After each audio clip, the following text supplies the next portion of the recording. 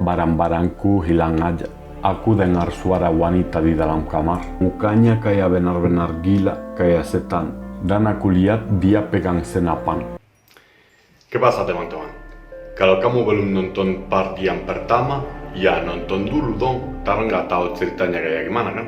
Jadi aku akan pasang linknya di deskripsi dan di sini atau di sana ya, pokoknya di sana begitu. Ya udah, dadah.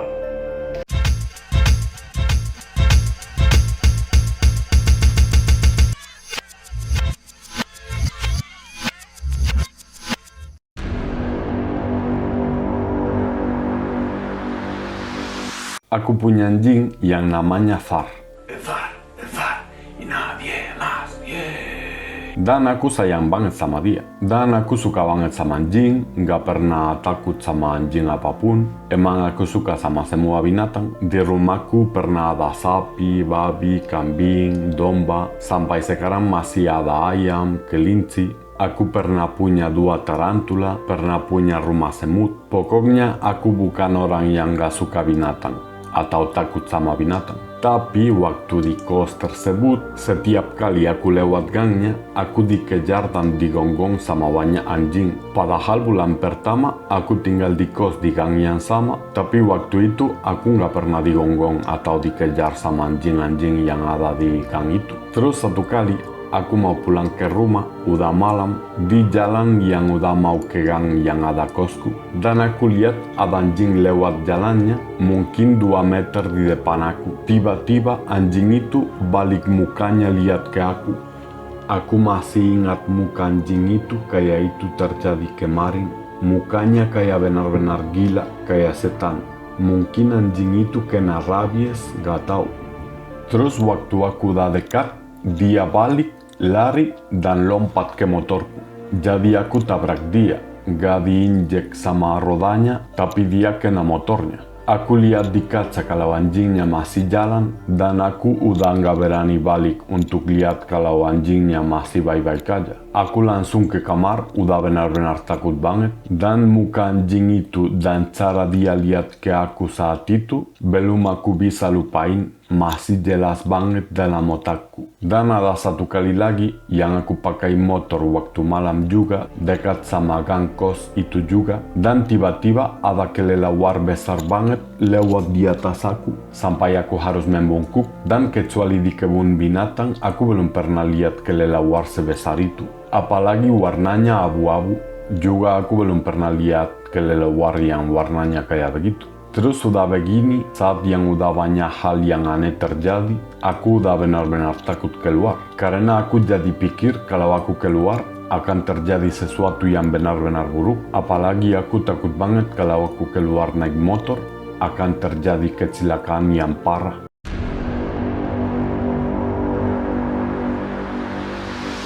Aku kan suka main bola basket, dan salah satu alasan kenapa aku mau tinggal di daerah itu karena ada lapangan bola basket di dekat. Jadi waktu di sana aku sering pergi main. Cuma ya waktu udah banyak hal aneh terjadi, aku mulai lebih sering diam di kamar aja. Jarang jadi keluar, dan aku jarang main bola basket karena aku takut terluka waktu main. Tapi satu hari aku bangun kayak aku kuat sama apapun yang bisa terjadi. Salah banget aku, salah. Dan aku pikir pasti setiap orang kadang-kadang gak beruntung aja. Dan masalah-masalah itu cuma ada di otakku. Sebenarnya gak ada apa-apa, dan kalau aku pergi keluar atau pergi main bola basket, gak harus ada yang buruk yang terjadi kan? Salah kok, benar salah. Jadi saat itu aku pergi main, dan udah mungkin 2 jam aku main di sana begitu. Dan aku pikir ya emang benar kok, emang gak ada yang terjadi kok. Itu cuma ada di otakku aja. Dan udah hampir mau pulang begitu, waktu aku main dan lompat, aku dengar cas. Dan kakiku benar-benar sakit banget sampai aku hampir gak bisa jalan. Terus 3 minggu kemudian, aku udah mulai rasa kayak kakiku udah lumayan bagus. Jadi aku pikir mungkin 1 minggu kemudian, 10 hari kemudian aku bisa main lagi. Tapi satu kali aku keluar dari kamar mandi, habis mandi, terus aku licin, pas bikin kakiku sakit lagi sampai aku nggak bisa jalan lagi.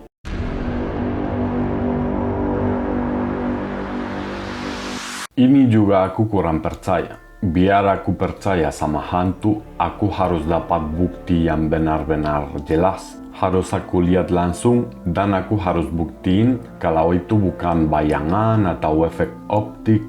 Dan tetap aku nggak terlalu percaya karena pasti 3 hal yang aku rasa saat itu mungkin bisa ada menjelaskan yang lain. Dan tiga-tiganya pas aku udah mau tidur atau baru kebangun begitu. Waktu nggak terlalu benar-benar sadar. Yang pertama, malam-malam aku dengar ketuk di jendela di belakang 3 kali.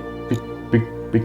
Awalnya aku pikir itu burung yang ketuk, tapi itu waktu malam di tempat lumayan sempit dan tempatnya nggak terbuka ke sawah dan juga nggak ada tempat biar burungnya injek dan berdiri. Yang kedua, aku dengar suara wanita di dalam kamar dan aku dengar kayak benar-benar jelas banget. Tapi mungkin itu suara tetangga yang masuk di kamar lewat pipa air atau begitu, atau aku bayangin aja nggak tahu. Tapi juga aku nggak bisa cari tahu saat itu karena suaranya mungkin 1 atau 2 detik aja. Dan yang ketiga, waktu aku muter-muter waktu tidur, terus aku rasa ada yang tarik bantalnya. Tapi ya mungkin karena bantalnya terpijit di antara kasur dan tembok. Dan waktu aku tarik sambil mutar-mutar, aku rasa kayak ada yang tarik bantalnya. Benar-benar aku nggak tahu.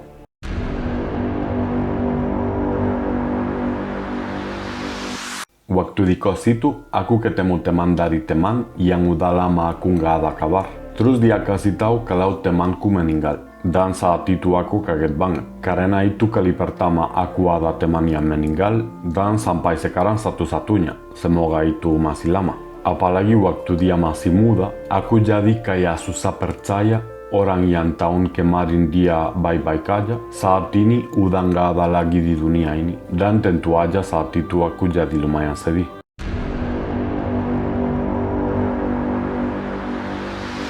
Ada beberapa hal yang lain yang gak terlalu penting, tapi juga gak beruntung sih. Kayak waktu aku pergi potong rambut, dipotong benar-benar jelek, sampai aku harus rapihin di rumah sendiri waktu aku pulang. Atau waktu aku di kos itu, aku dapat beberapa teman yang suka manfaatin aku, kayak cuma mau ketemu aku kalau mau ke bioskop gratis atau pengen makan di tempat yang bagus.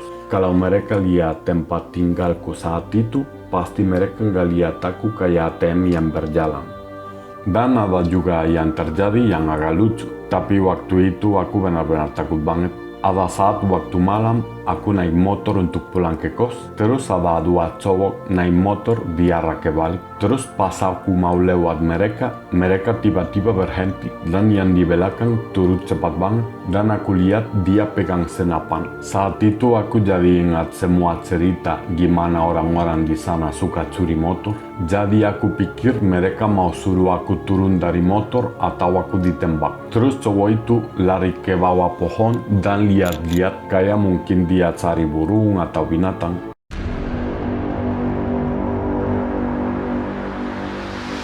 Habis sudah 2 bulan di kos itu dan udah lumayan banyak hal yang aneh yang terjadi, aku mulai sadar kalau selalu ada biji-biji itu di depan kamarku.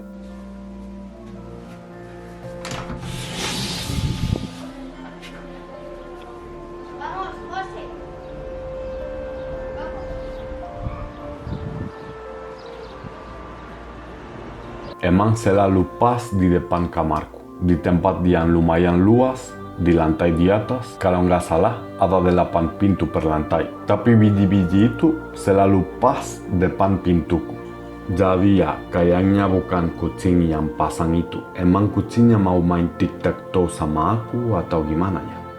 Sebenarnya biji-biji itu nggak pas seperti itu. Yang waktu itu ada 1 biji yang besar, yang menurutku kayak biji buah mangga, dan sekitar 10 biji yang kecil. tapi aku nggak tahu itu biji buah apa. Kelihatannya kayak dikit lebih besar daripada biji buah cherry, dan selalu begitu, satu yang besar dan beberapa yang kecil. Siapa tahu kalau aku dipasang itu setiap malam di depan pintu, karena aku cuma jadi lihat kalau aku bangun pagi-pagi banget, karena paling jam 7 udah disapuin sama orang yang jaga kos. Aku pikir mungkin di kos itu ada orang yang gak terlalu suka kalau ada bule tinggal di sana. Padahal aku gak pernah ngobrol sama siapapun di sana, dan di sana semua orang masuk kamar dan tutup biar pakai AC.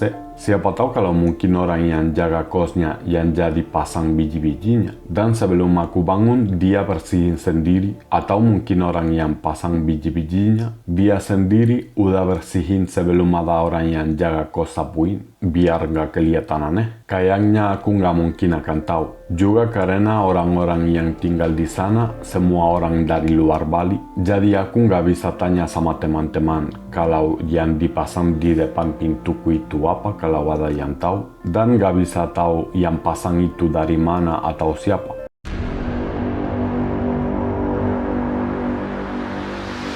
Habis sudah hampir 3 bulan di kos itu, aku dapat masalah yang lumayan besar, yang aku nggak berani ngomong, dan itu bukan salah aku, dan aku nggak cari masalah atau apa. Tapi saat itu, aku jadi pikir aku akan dibawa sama polisi atau masuk penjara, padahal aku nggak ngapa-ngapain yang salah. Dan saat itu mungkin aku dikit beruntung sih, karena aku jadi kabur dari situasi itu, dan habis itu nggak jadi masalah lagi. Tapi habis itu aku udah nggak bisa tahan lagi di sana. Kalau saat itu aku ada uang cukup, pasti aku beli tiket pesawat untuk hari kemudian untuk pulang ke Spanyol aja. Dan mungkin aku nggak mau ke Indonesia lagi. Tapi saat itu aku nggak terlalu ada banyak uang karena udah lama nggak dapat pekerjaan.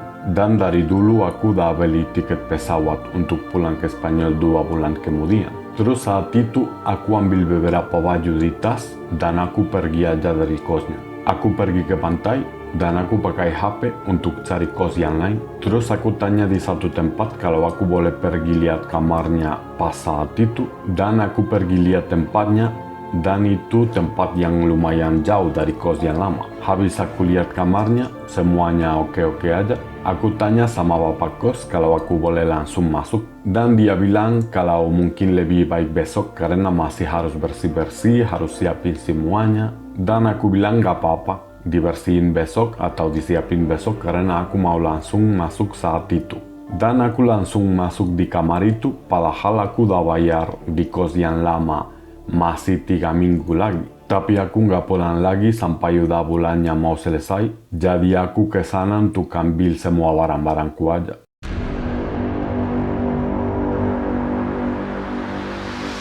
Waktu udah di kos baru, aku masih takut karena ada anjing-anjing di gang juga. Tapi lama-lama aku lihat mereka nggak gonggong ke aku, emang malah ramah sekali. Dan nggak ada gelas pecah lagi, sandalnya masih selamat, motornya nggak ada masalah lagi juga. Jadi aku masih pelan-pelan mulai santai dan tenang lagi.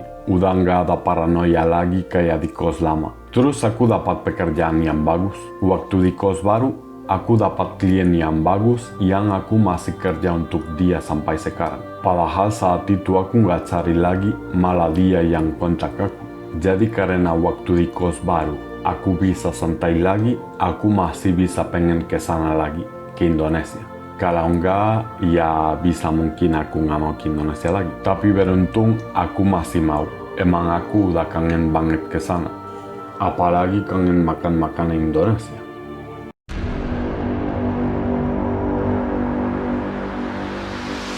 Tapi masih ada sialnya waktu aku pulang ke kos lama untuk ambil barang-barang. Karena saat itu aku punya barang-barang yang aku nggak bisa pindahin. Ada meja, kursi, kompor, panci, teflon, piring, gelas. Kalau gelas sih udah tinggal dikit kayaknya.